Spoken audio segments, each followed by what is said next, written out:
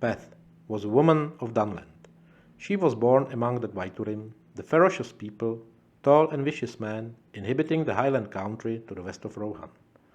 The Dunlandings hated the Rohirrim, calling them straw hats, and were jealous of them because the rich lands of Rohan had previously been theirs.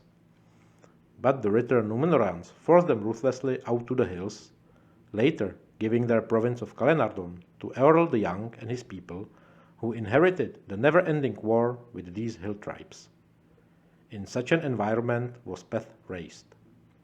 As a girl, there were not many opportunities how she could escape the fate all the women of these wild tribes shared.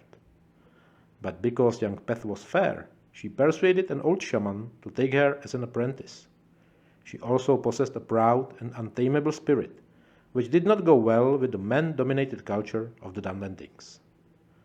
In due time, she became a conjurer herself, the spiritual leader of her people.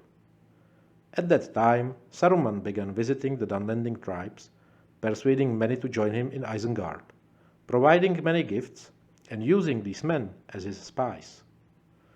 But his main goal was to enlist the support of the tribesmen for his war against Rohan. With the promise of the return of the lands of Rohan and his help against any intruders from Gondor or elsewhere, the Dunlandings enthusiastically entered his service. Peath was now wise enough to see through Saruman's lies. She became an elder and a guar of her people. Her beliefs, though strange to the men of the West, made her reluctant to Saruman the White's growing influence over the people of Dunland. She mounted an opposition to Saruman, but was very limited in her efforts by the enthusiasm of the warriors, and thus no serious alternative to Saruman's way ever existed. When Saruman called the people of Dunland to arms, they came and attacked Rohan side by side with his orcs and Uruk-hai.